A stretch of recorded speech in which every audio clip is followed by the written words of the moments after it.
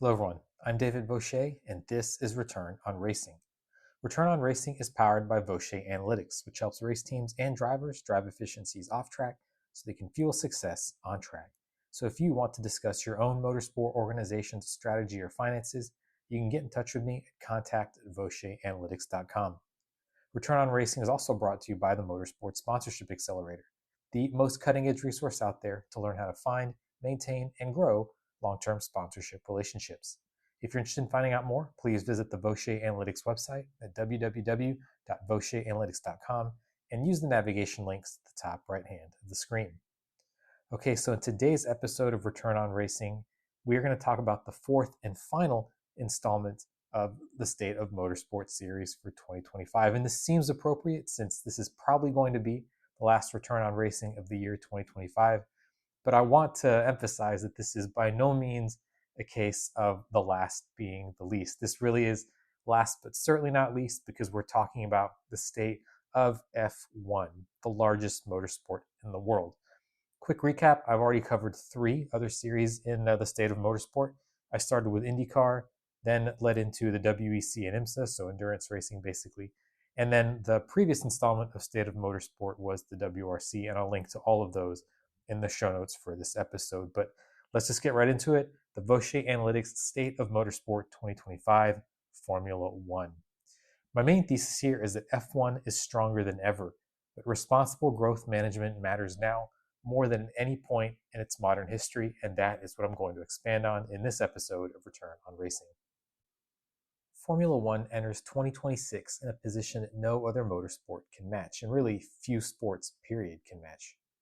It is not just the most watched racing series in the world. It has crossed into mainstream culture in a way that would have been unthinkable a decade ago. F1 is about as close to a monoculture as we have now, because unlike soccer, and I'm going to use that term since I grew up in the States, it is very popular in the US and on an upward trajectory in that country. Drivers have become fashion figures and influencers. Teams resemble global entertainment brands. Each race weekend is now an episode in a year-long narrative. It does indeed stretch the entire year, not merely a sporting event. F1 is, for all practical purposes, in a category of one. But today's cultural dominance cannot be taken for granted, because the central tension is now how to sustain this growth without distorting the competitive, cultural, or commercial foundations that made it possible in the first place. Is F1 a true entertainment star, or is it, on the scale of pop culture, a comet which will burn too brightly for a moment and then burn out? What follows are the structural forces and events that marked F1 in 2025, the very same ones that will determine how much more glimmering this golden era can get. So first, let's talk about the cultural peak, with F1 breaking fully into pop culture. 2025 confirmed that F1's cultural footprint is growing, even if I wouldn't personally qualify it as globally entrenched as soccer. 3 developments in particular symbolized this shift. First was Lewis Hamilton's Ferrari move. Now we can talk about how that season actually went, but when it was initially announced and as it was taking place, so as Lewis Hamilton was being shown for the first time in the Ferrari racing suit, it triggered a surge in global Ferrari merchandise sales and became one of the biggest sports transfers in recent memory. And that's not just on a financial level, that's the cultural impact that it had and the wake that was left in its impact. Then there was the F1 movie's runaway success, becoming the highest grossing sports film in history and proving that motorsport has storytelling power far beyond the paddock. I wrote my own, what you could call, review of F1. I thought it was fantastic, and I'll leave that in the show notes as well. And then also there were drivers not named Lewis Hamilton expanding even further into lifestyle and fashion, establishing drivers as cultural avatars rather than just athletes. So this is no longer the niche European championship it once was. F1 is now an entertainment product with global star power. Commercially, or I suppose you could say commercially in another way, there were also some big news developments in 2025. For me, the largest one was the Apple deal, which really changes everything. Proof of F1's commercial appeal was solidified in several title sponsor mega deals, such as Williams partnering with Atlassian and McLaren partnering with MasterCard. But these don't have the potential to catapult F1 even further into popular culture. So to me, really, the most important commercial development of 2025 was Apple becoming the exclusive US broadcast partner of Formula One. The implications are enormous. F1 will be integrated across the Apple ecosystem. F1 gains a distribution partner with unmatched control over hardware, software, and content delivery. Apple gains a premium live sports property that aligns with its brand and the success of the F1 movie, in which it played a key role. This is F1's biggest step toward becoming a global media platform, not just a racing series, because you can be sure that if this campaign goes well in the US, the largest consumer market in the world, it will be rolled out in as many places outside of that country as it can be. But there is a downside. Fragmented access could frustrate casual fans if not managed carefully. Stefano Domenicali, president and CEO of F1, said earlier this year that perhaps F1 should consider shorter races because fans appear to consume more highlights than full events. Is this true? Or is it perhaps that many fans simply can't afford or otherwise easily access full races? Apple can elevate the product, but F1 must ensure it does not inadvertently narrow its funnel as it expands its reach. Now, of course, we can talk about the competitive landscape. Now, I left this towards the third section of the State of Motorsport series because I wouldn't say it's the most important thing that happened, but at the same time, there were some developments in the 2025 season that happened on track that are worth mentioning from a commercial point of view. Now, from the way I look at things, on the sporting side, 2025 delivered, at least towards the back half, a refreshingly unpredictable championship that kept fans' interest to the very end and gave new fans plenty of incentive to become engrossed in Formula One, even if they were late to the party. So the highlights to me were Lando Norris capturing the title. There was some controversy around papaya rules and his role next to teammate Oscar Piastri, but none of that is really worth getting into here. What is worth mentioning is that Lando Norris is arguably F1's most popular driver, certainly among younger fans. So the combination of his current status, plus the fact that he drives for McLaren, a commercially very powerful team, plus the fact that he's a British driver at a British team, means that he will appear on even more billboards from now on. Second thing I took away from the 2025 season is that Max Verstappen reinforced his status as an all-time great. I don't view Verstappen as a media figure in the same way I do Lando Norris, but his performance certainly moved cans of Red Bull in 2025. And then finally, and this is something I'm going to come back to, rookies performed impressively. 6 rookies had seats in F1 at the beginning of the season. Some did not do well, but the majority did, and this infusion of youth is key to sustaining interest in new fans.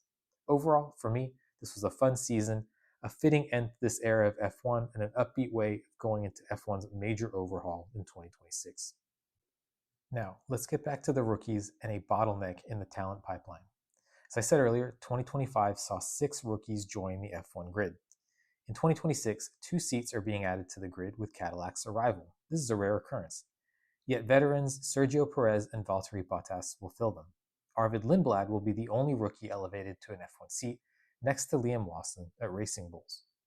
The FIA has a very clear single-seater ladder, technically starting with karting, but certainly starting in earnest with F4, then of course F3, F2, and in theory F1. It is, however, no longer a given that the F2 champion will find a spot in an F1 seat, simply because drivers can and do stay put at the top level. Furthermore, F1, like any workplace, is not a full meritocracy. There are other issues besides driver performance that determine whether someone is picked for a seat. This isn't a crisis, but it is a signal. Teams now prioritize experience, predictability, and sponsor stability. Young drivers face fewer openings and longer wait times to get their shot.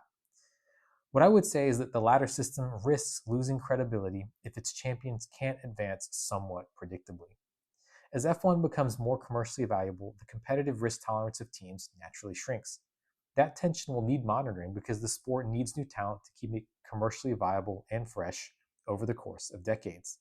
The grid is now filled with drivers still in their teens, all the way up to a couple in their 40s. Naturally, the fan bases for each are different, and though there is plenty to be said about experience on track, there is also something else to be said about bringing in new drivers who also, in turn, bring in new and more diverse fans. It may be tempting now to stick with proven drivers, but 10 or 15 years from now, where will all the new fans be? For now, things are going very well because F1 basically has become an asset class, or at least the teams within F1. 2025 marked a shift in how F1 teams are viewed, less like racing outfits and more like global entertainment assets. Just to name some of the highlights, McLaren Racing, which includes other teams besides F1, was valued at over $4 billion. Toto Wolff, team principal for Mercedes F1 and part owner, sold equity in the team, valuing it at $6 billion. And Audi's and Cadillac's entries confirm that OEM appetite based on cost-benefit analysis of F1 participation remains strong.